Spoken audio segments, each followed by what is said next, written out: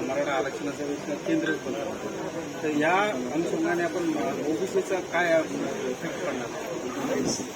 महायुतीनं समाजामध्ये अंतर उभं केलं, एका समाजाला दुसऱ्या समाजाच्या विरोधामध्ये उभं केलं, एक समाज दुसऱ्या समाजाला संशयानं पाहतो, याची उत्तरं महायुतीला द्यावी लागतील.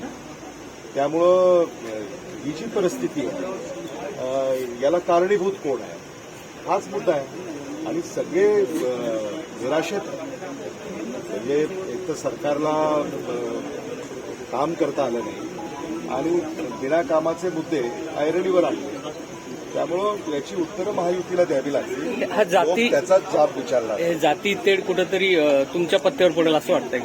नाही, मला त्याच्यावर भाष्य करायचं नाही, कारण तो आमचा विचार नाही आणि तसं आमचं राजकारण आहे. जे करतात त्यांनी याची उत्तरं दिली पाहिजे. सर, जालन्यात भाजप आणि काँग्रेसमध्ये नुरा कुस्ती अशी सातत्याने टीका वंचितकडून केली जाते, कसं पाहता याकडे?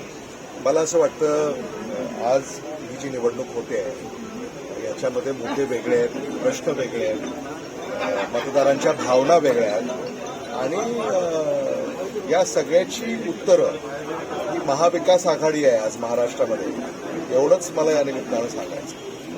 Okay, thank you. इतर पक्षांचा आपल्या महाविकास आघाडीला बऱ्यापैकी इफेक्ट होऊ शकतो, साईड इफेक्ट होऊ शकतो असं एक बोललं जातं, असा एक तर्क आणि अनुमान असतो दरवेळी. महाविकास आघाडीला या निवडणुकीमध्ये कुठल्याही अशा पक्षाचा तोटा होणार नाही, कारण मतदार आता सुज्ञ आहे आणि तो अधिक जागरूक झालेला आहे. देशामध्ये काय चाललंय, राज्यामध्ये काय चाललंय याची त्याला जाण आहे आणि त्यांनी ठरवलं आहे की आपल्याला बदल करायचा. आज देशामध्ये उत्तरेत, दक्षिणेत, पूर्वेत, पश्चिमेत तुम्ही कुठेही जर माहिती घेतली तिथं सरकारच्या विरोधामध्ये मतदार आहेत असंच चित्र आहे. आणि मराठवाड्यातही काही वेगळं नाही. जालना असेल, लातूर असेल, मी लातूरून आज आलोय डॉक्टर कल्याण काळे यांचा उमेदवारी अर्ज भरण्यासाठी. आणि लातूरमध्ये आम्ही ऐकतो की जालन्यामधून डॉक्टर कल्याण काळे हे प्रचंड मताने निवडून येणार.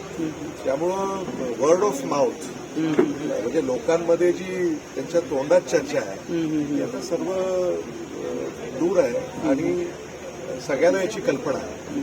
मला असं वाटतं की महाविकास आघाडी जालना लोकसभेची निवडणूक ही एकजुटीनं लढते आणि लोकांमध्ये आम्ही अधिक जोमानं आता या पंधरवड्यात जाऊ आणि जास्तीत जास्त मतदान डॉक्टर कल्याण काळे यांच्या पाठीशी आम्हाला कसं उभं करता येईल हा आमचा प्रयत्न असेल.